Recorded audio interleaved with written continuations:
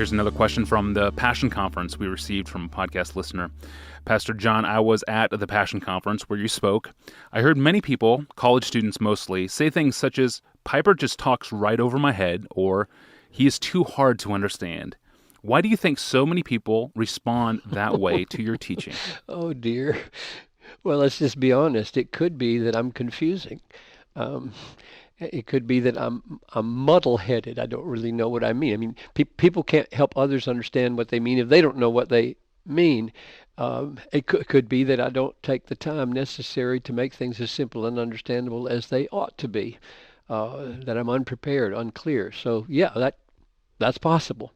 I will let others be the judge. I certainly work hard to be clear and to be cogent and to be interesting. I don't aim to be hard to understand. That's not one of my goals. That would be a bad goal. I want to be hard to understand.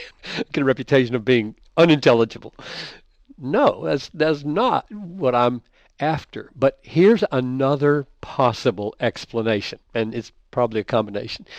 I think the main reason is that the educational bar has been set so low for children in elementary school and high school and at home.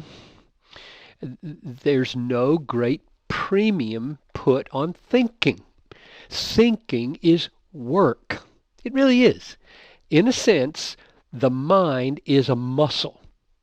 Like the biceps are a muscle, your arm will just lie there, all right? Just lie there in your lap until you make the mental effort to say, bicep, lift my arm. And then the bicep does what you say. Isn't that amazing? It does. So, but you have to make this effort. Now, that's a small effort. There are other things that require large effort. Like if you've got a 50-pound weight in your hand and you say, bicep, lift it, then that's going to be a little more difficult. It's the same with your mind. It just lies there until you make the effort to set it to thinking. And most people's minds just lie there and passively receive stimuli from television or entertaining speakers.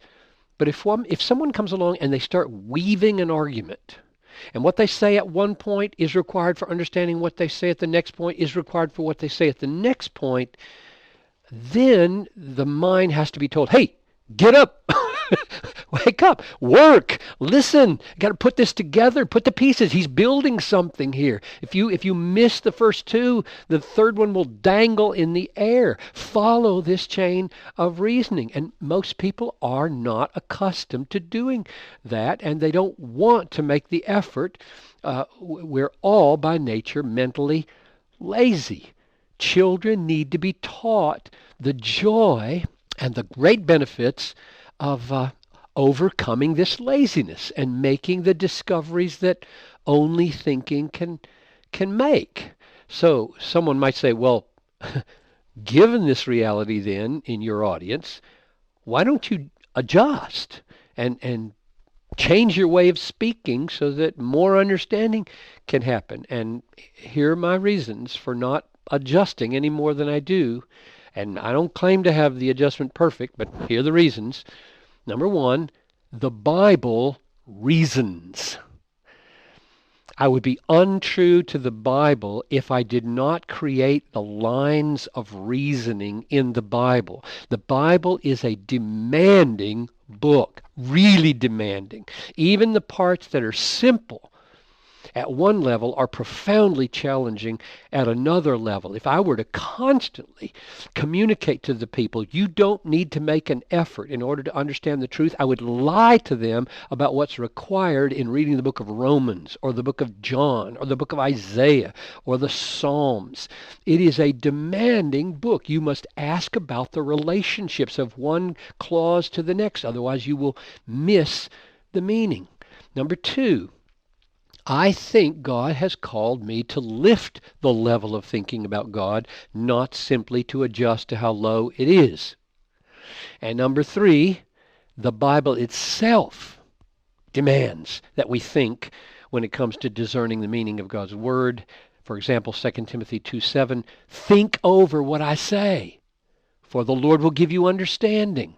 It doesn't say you don't need to think because the Lord will give you understanding.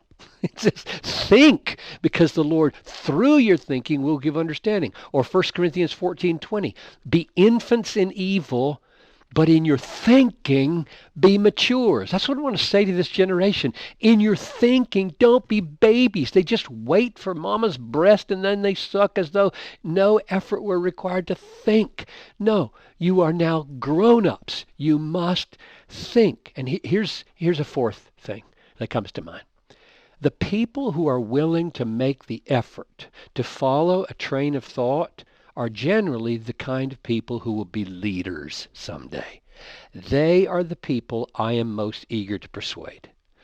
They will be the influencers. People who mentally coast and don't put out the effort to think things through are generally followers. That's what they are by nature, because they want other people to think for them. They don't want to do it for themselves. They want others to think and then provide them conclusions. And those won't be leaders. That's just the definition of leader is you outthink the people that are following you. I'm eager to win over thinkers because they'll be the leaders. So I'll always keep working.